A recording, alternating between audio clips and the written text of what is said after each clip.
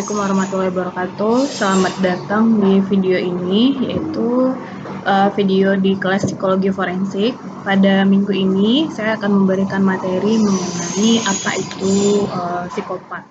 Yaitu psikopat ini adalah salah satu pembahasan di minggu ke-9. Jadi kita lanjutkan saja dulu materinya. Bagi kelas yang mungkin tertinggal beberapa materi sebelumnya, nanti akan kita lanjutkan pada pertemuan luring.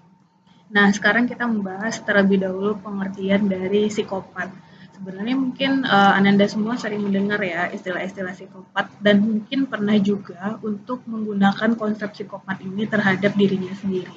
Tapi kalau di dalam konsep patologis dalam psikologi, psikopat ini merupakan individu yang sebenarnya di luar dia terlihat normal dan dia mampu berinteraksi dengan lingkungan sosialnya dalam berbagai aspek kehidupan. Jadi sederhananya, untuk pertama kali kita melihat orang-orang yang psikopat ini, kita tidak bisa mengenali apakah mungkin dia mengalami patologis tertentu. Makanya psikopat ini dikategorikan sebagai konstruk klinis yang sangat perlu menjadi perhatian penting dalam upaya menegakkan hukum dan psikologi forensik sendiri. Karena dia dikategorikan sebagai gangguan kepribadian dan secara spesifik juga dikategorikan sebagai antisocial personality disorder atau dikenal dengan istilah APD.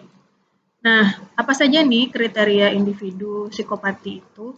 Pertama yang jelas, sekelas dia terlihat sebagai orang yang mempesona, terus juga memiliki kecerdasan yang baik, dan sangat berbeda dengan orang-orang yang mengalami gangguan kesehatan mental lainnya. Individu yang patologis ini kita tidak temukan tanda-tanda dia mengalami delusi atau pikiran-pikiran irasional. Jadi ketika kita bertemu, dia terlihat memang sebagai orang yang sangat cerdas, dan tidak terlihat adanya gangguan tertentu selama berinteraksi dengan individu ini. Terus juga dia merupakan individu yang tidak mudah merasa gugup, bisa kita andalkan dalam berbagai situasi, dan kata kuncinya adalah mereka adalah individu yang manipulatif dan tidak tulus. Nah, ini tentu saja bisa kita rasakan ya ketika sudah lama berinteraksi dengan individu ini. Nah, terus apalagi yang bisa kita temukan, yaitu orang-orangnya adalah kurang menyesal atau tidak ada penyesalan dan tidak adanya rasa malu. Dan motif perilaku yang muncul, ini maksudnya perilaku agresif ya, tidak adanya alasan yang spesifik atau adekuat. Nah, individu yang psikopatologi ini biasanya dia memiliki penilaian yang buruk dan gagal belajar dari pengalaman. Misalnya kalau memang dia pernah mengalami kejadian yang tidak menyenangkan, nah itu tidak dia ambil hikmahnya gitu. Jadi dia cenderung untuk berada atau mengulang lagi kesalahan yang sama. Nah, ciri khas yang lainnya dari individu yang patologis itu adalah dia mengalami egosentrisme yang patologis dan gagal untuk mencintai orang lain. Jadi kalau dekat dengan individu yang seperti ini, kita rasanya bahwa dia tidak punya belas kasih, terus juga tidak punya perasaan yang berkasih sayang terhadap individu, serta dia tidak bisa untuk mengekspresikan jenis-jenis emosi umum seperti tertawa itu sulit atau cenderung flat saja. Terus juga mungkin ketika kita melemparkan lelucon tertentu, dia cenderung lebih lama dalam menanggapi itu dibandingkan dengan orang lain. Nah, selanjutnya adalah dia kehilangan wawasan secara spesifik. Terus juga ini yang paling ditandai bahwa dia kurang mampu responsif dalam hubungan interpersonal. Misalnya hubungan dengan teman, dengan sahabat, dengan pasangannya. Kalau seseorang yang dekat dengannya mengalami masalah, dia seolah-olah tidak merasa berempati terhadap masalah itu. Terus kemudian individu dengan psikopatologi ini, dia memiliki perilaku fantastis atau tidak menyenangkan yang dilakukan melalui atau tanpa pengaruh minuman keras. Kadang-kadang kan kalau kita berada dalam situasi yang dipengaruhi alkohol, mungkin kita bisa melakukan sesuatu yang biasanya tidak kita lakukan, contohnya memukul atau tindakan agresif lain. Nah, orang-orang yang psikopatologi ini, dia melakukan hal itu tanpa adanya pengaruh alkohol atau hal-hal yang memabukkan tersebut. Terus jarang ditemukan seseorang yang patologis itu melakukan bunuh diri dan dia menganggap sepele kehidupan seksual tanpa komitmen interpersonal serta gagal untuk merencanakan suatu tujuan. Nah, dalam DSM sendiri ya, kriteria APD ini itu ada dan bisa dinilai semenjak usia 15 tahun. Setidaknya ada 3 kriteria yang terpenuhi. Nah, ini bisa dibaca pada slide keempat, bahwa yang pertama adalah dia gagal dalam menyesuaikan diri dengan norma-norma sosial yang ditandai dengan melakukan tindakan pelanggaran hukum secara berulang-ulang. Contohnya mencuri secara terus-menerus, atau mungkin kalau contohnya di lingkungan saya, anak ini udah dilarang untuk tidak bermain petasan, terus tapi dia melakukan hal yang sama berulang-ulang. Atau dia melakukan tipu daya atau berbohong untuk mendapatkan keuntungan secara spesifik, atau secara impulsif dan gagal dalam membuat rencana ke depan. Atau orangnya itu mudah iritabilitas atau mudah terganggu dan selalu agresif yang ditunjukkan dengan menyerang atau melakukan perkelahian yang berulang. Bisa juga tanda-tandanya dia menjadi individu yang ceroboh dalam keselamatan dirinya sendiri maupun orang lain, tidak berhati-hati, terus juga tidak bertanggung jawab secara konsisten, artinya dia gagal dalam melakukan pekerjaan atau tidak melaksanakan kewajibannya dengan baik, serta tidak menyesali atau membuat rasionalisasi terhadap pelanggaran-pelanggaran yang sudah dilakukannya. Nah, kenapa kita harus mewaspadai psikopatologis ini? Seperti yang saya bilang tadi ya, kalau dilihat secara umum itu tidak terlihat jelas perbedaannya dibandingkan dengan individu yang biasa. Makanya ketika ada kasus-kasus tertentu, kita bisa kaget.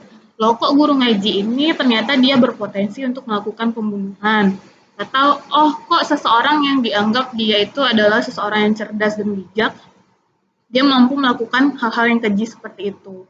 Nah, makanya untuk mengetahui apakah individu ini beneran psikopati atau tidak, pada tahun 1980 sudah dirumuskan alat ukur untuk menilai keintensitasan atau kecenderungan psikopati dalam diri seseorang. Nah, ini namanya adalah psikopati checklist atau PCL, kemudian direvisi menjadi psikopati checklist revis.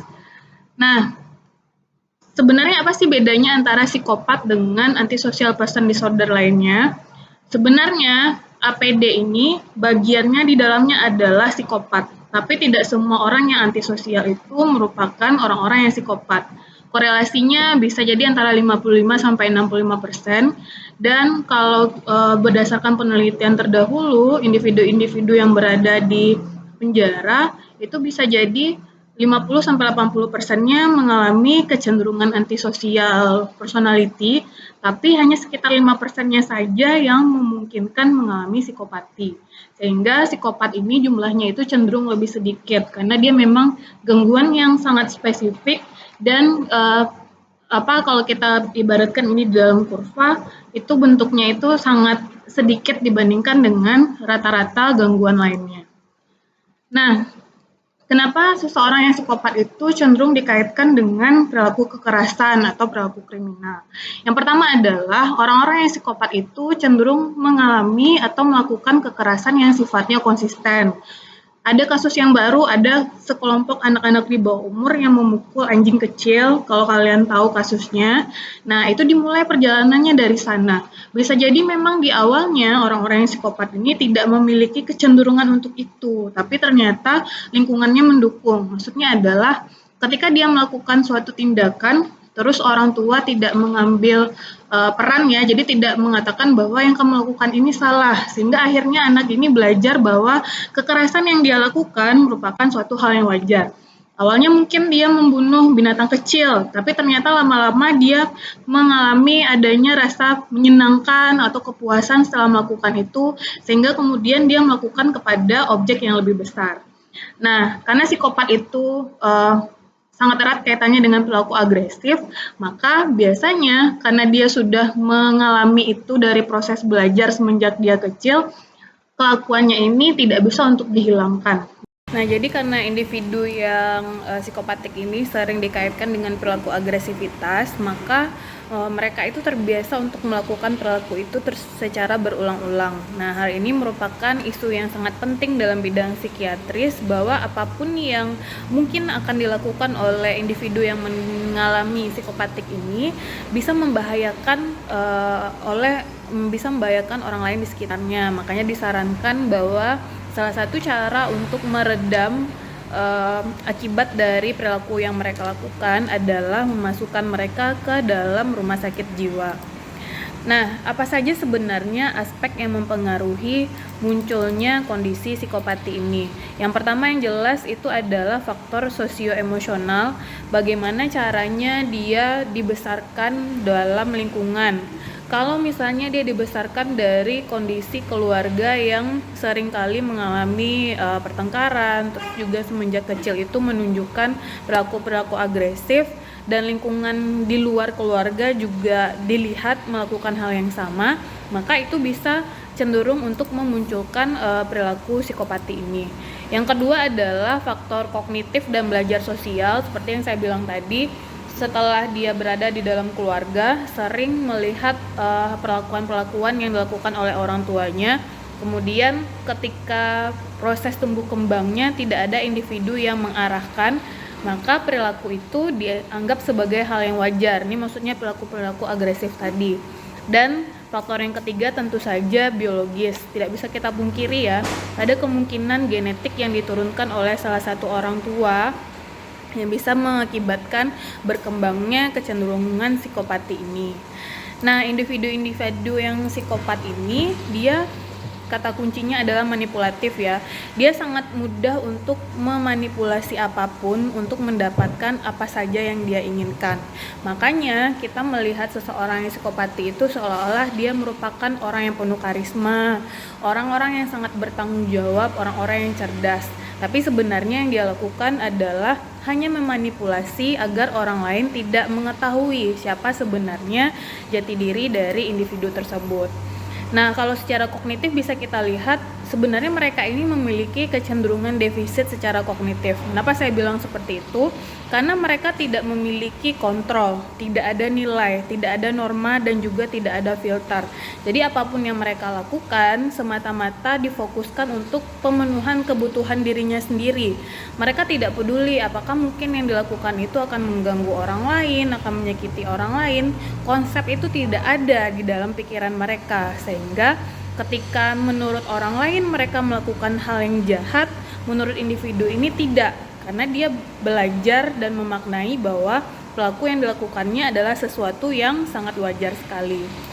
Nah, secara biologis memang yang pertama dari faktor genetik ya, yang kedua mungkin ketika kita scan di otaknya kemudian dibedah, sebenarnya ada perbedaan secara fisiologis antara otak individu yang psikopati dengan individu yang normal. Kalau di dalam individu psikopat, mereka memiliki amigdala, sistem limbik, dan frontal cortex yang kurang responsif, dimana kalau amigdala ini semua sumber informasi emosional itu diproses dari sana, dan ini yang mereka tidak miliki, tidak ada pada diri mereka. Pun bagian otak lain yang berfungsi dalam meregulasi emosi dan juga fungsi eksekutif manusia lainnya itu tidak aktif, sehingga jika dibandingkan dengan manusia yang normal, ini jelas memiliki permasalahan tertentu. Nah, kelompok-kelompok yang mungkin khusus dalam mengalami psikopatik ini bisa saja perempuan, anak, dan remaja, sehingga ketika kita melihat orang-orang yang psikopati ini dalam konteks budaya, kita harus melihat dulu apakah yang mereka lakukan ini dalam budaya tempat mereka berada termasuk atau dikategorikan sebagai kejahatan atau tidak. Atau mungkin dalam konteks budaya tertentu, apakah perilaku itu juga dianggap sebagai kejahatan ataupun dianggap sebagai bias saja. Karena memang untuk menilai mereka psikopati atau tidak harus sangat ada pengukuran dan investigasi yang spesifik, karena dilihat dari sementara saja dengan kasat mata tidak terlihat perbedaannya dibandingkan dengan individu yang biasa. Nah, sekian saja materi kita pada pagi hari ini. Silakan dibaca materi pada link yang sudah disematkan dan dikerjakan tugasnya. Terima kasih. Assalamualaikum warahmatullahi wabarakatuh.